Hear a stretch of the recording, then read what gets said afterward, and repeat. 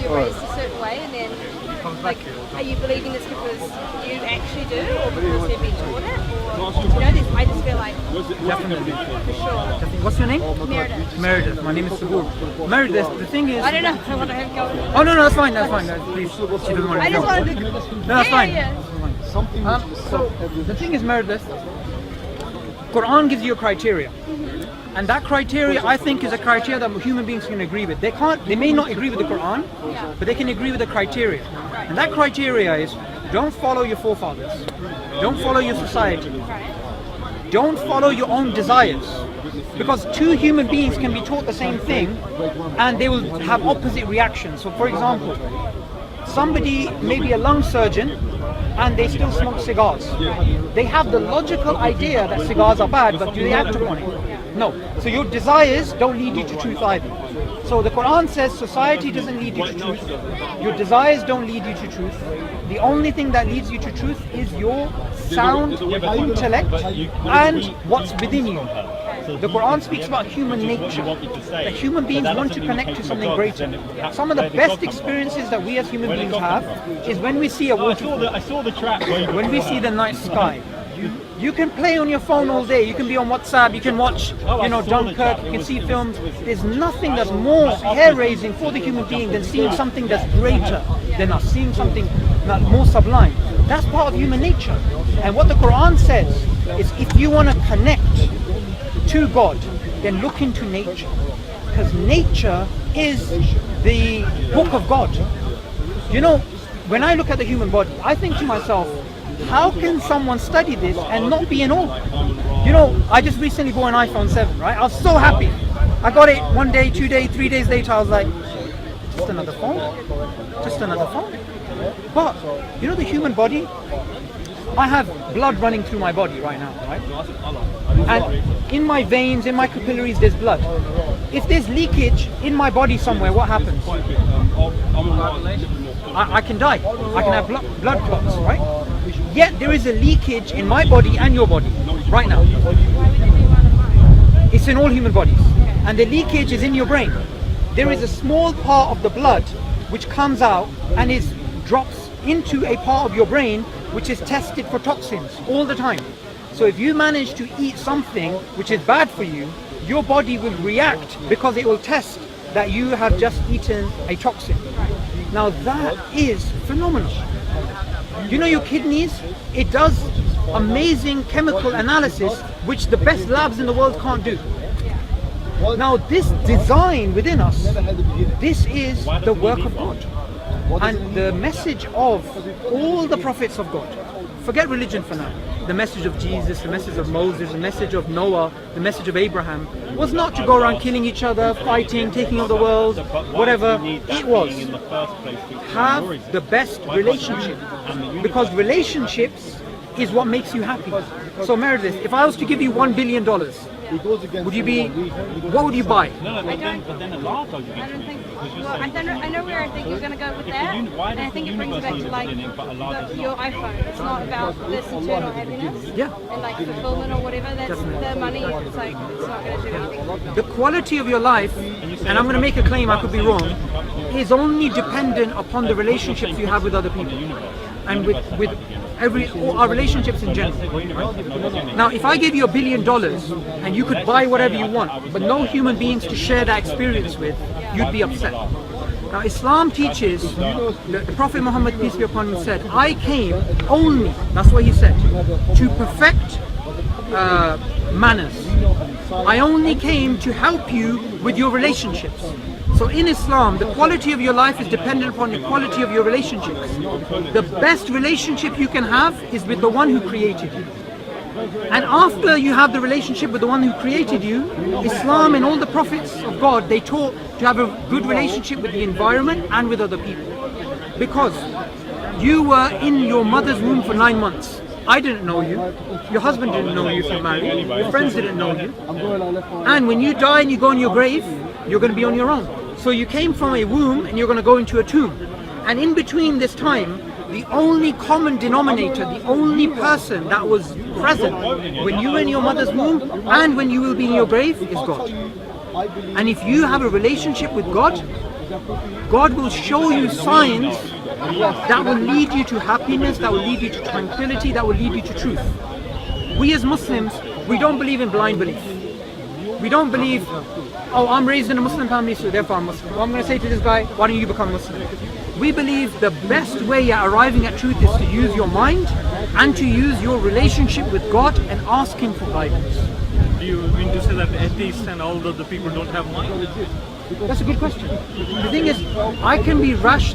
You know, in this country, you sound like you're from Australia. Yeah, New Zealand. New Zealand, there you go. Sorry about that. Now, you know, in this country, if you go buy a cigarette packet, it has a really horrific picture. I don't know if you've seen it. Yeah. Right? Now, those people who are smoking cigarettes, do they not know it's bad for them? They do know it's Say bad. they'd be living under a rock if they didn't. So, logic doesn't mean it's going to affect your behavior.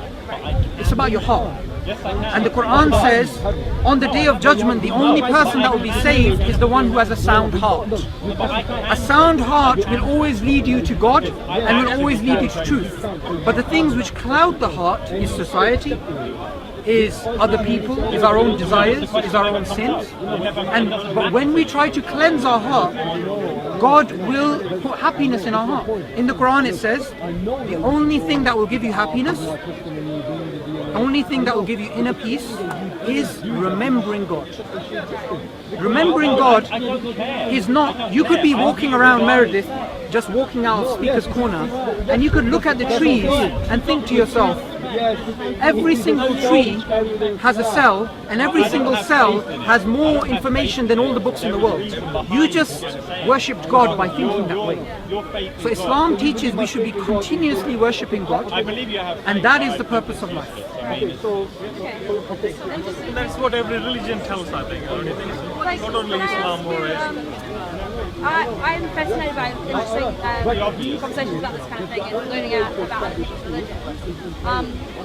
I wouldn't say necessarily that I have one, but I'd love to hear about other people's views. And what's your opinion on all the others? Like, where do you sort of stand in your beliefs? Now, I'm going to make a claim, but I can't justify the claim in this short time. No, that's fine. And I want you to investigate that in your own time. Yeah, that's all self-discovery. Yeah. Now, all human beings, the Prophet Muhammad said, are born upon a natural state. The natural state is a good state. It's not a bad state. So in Islam, we believe in presumption of innocence, and we always have. Even within here in Europe, about 500 years ago, if I accused you of being a witch, you would have to prove you're not a witch. But in Islam, every human being is innocent until they're proven guilty. Why? Because human beings are fundamentally good. So the Prophet Muhammad said, every human being is born upon a natural state, but it is their society which changes them, for good or worse. Now, all religions, fundamentally, I believe, not all religions, I would say most religions, originally came with the same message. I can't justify that in this short period of time, but I'll give you some evidence for it. For example, in ancient India, we had the Hindu religion. The Hindu religion fundamentally taught there's one God, and you should worship God alone, and you shouldn't make idols. This is what it says in the Vedas, the book of the Hindus. I don't think the Vedas is... I can't justify this right now, let me just complete this sentence, Because right? you're quoting something which is not true. Okay. Veda says Maya, there is no God in Hinduism. Okay, in the Persian religion, we have the prophet Zoroaster, Zoroasterism. Ancient Zoroaster religion taught you should only worship God alone. And today, Hindus worship idols and Zoroasters worship fire. Jesus, likewise, he came with a message you should worship God. I can give you a free copy of... where's my bag? There you go. I can give you a free copy of the Quran. This is actually written by Marmaduke Pictou, who is an English aristocrat who was a Christian, but he traveled the Muslim world, became Muslim, and he wrote the first translation of the Quran. It's in, even though the Quran is, even though it may seem like a big book, the Quran has no beginning and no end from like chapter point of view. It's not about, in the Bible we have Genesis to Revelation, beginning to end. The Quran, it's not about reading a particular beginning to end. You can open it up anywhere. But one thing that I have experienced in my life, and many people who've accepted Islam have experienced in their life, in this country we have 100,000 converts to Islam, right? All across the world, Islam is the largest growing religion, even though we have the biggest media misconceptions about us. And the reason why, and I'm going to make a claim, is because when people stop believing what they hear in the news and what society tells them, and they try to connect to God and read the Quran with an open mind, God guides. And I believe if you try and do that, God will guide you too. Can I ask you just one last thing before I go? I'm real big on like females, I should say. What is your opinion on females? Because I know from a lot of societal, in the media and everything, and you say they can have kind of a bad view sometimes. They paint it in such a bad light. But that's all I see of it. So I just want to know, like, is that the truth, or is this a blanket theory they're putting on everything? Some of the things they say in the media are true. For example, Islam, women wear hijab. Some of the things are false. But I just want to give you one piece of data. All across the world today, and from the beginning of time, women have been oppressed by men. The fundamental oppression started of women before their birth. Even in my own country, Pakistan, and originally India, and even in most of the world today, except the Western world, most of the world today, if somebody finds out they have a female child when they're pregnant, they sometimes have abortions or they're very upset. Even in my own country of Pakistan, people are very ignorant. In India, every single year, there's 1 million abortions of females. Statistically, women have always been more than men, but in India, that statistic is more men than women because of abortions. The Quran, God makes a claim, and He makes a claim that there's only one childbirth story in the Quran, only one. There is a woman who's pregnant, and this woman who's pregnant, she's about to give birth. And when she's about to give birth, and she gives birth, a female baby comes out. And she cries out to God and says, why have you given me, oh my God, this is a girl, I wanted a boy. And God says, the female is not like the male. And God is saying in that verse that the qualities of a female are qualities that a male doesn't have. And we believe in Islam there's qualities males have which females don't have. And in the Quran, 1400 years ago when the Prophet Muhammad came, and this is a historical fact you can check out, when the Arabs, because we didn't have, we couldn't know if the baby was male or female before he was born. When some females were born, and if there was too many females, they were buried alive. This is a historical fact. And God says in the Quran that the female which is buried alive on the day of judgment will say, what sin did I commit that I died? Now I myself, I'm a Muslim, and as Muslims, we cannot lie. I only have 2 daughters, and I will never give up my 2 daughters for 2 sons. I swear by God. Why? Because God has honored the females like He's not honored the males, and the Prophet Muhammad said, any person who has 3 daughters, and he takes care of them, and he raises them, educates them, gets them married off, he will be with me in paradise like this. And he said, somebody said, what about 2 daughters? He said 2 daughters as well. I have 2 daughters, and if for me that's the gateway to paradise. The Prophet Muhammad never said that about men. Why? Because people generally, especially people, most of humanity, they prefer boys to women. So I just gave you one piece of data from Islam to show you that men and women in Islam are equal. The Prophet Muhammad said, females are the twin. Yes. What's the translation? Female. Say the Arabic again. Yes. Females are the twin mates of males. The twin halves. They're the same. The only difference in Islam, and I'm going to be frank about it, we believe the women and men are equal, but they're not the same. So the rights of a woman are not the rights of a man. These rights are different. Now you may think to yourself, and there may be things in Islam which do not fit your paradigm. You may think, why does a woman have to wear a hijab but a man doesn't? I can't answer that question. I can only show you why I believe Islam to be true.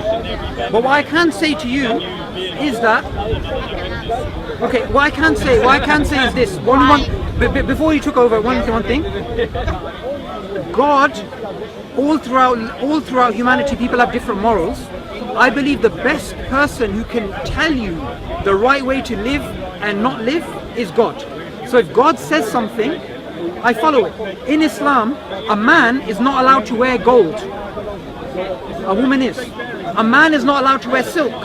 A woman is. I'm married and I've been married for 5 years. I just got paid 2 days ago. And when I got paid, 2/3 of my pay I gave to my wife. Because in Islam, a woman, if she earns, like my wife works as well sometimes and I work. When she earns money, she keeps her money, because in Islam a woman doesn't have to share her wealth. But in Islam, I have to provide for her. Now somebody can say, that's oppression on men, not women. I can't wear gold, I can't wear this. But I accept it because God said it. That's basically it. You guys can carry on, because I need to go pray. But it's fantastic speaking to you. Thank you. Just comment here. 4 weeks ago I became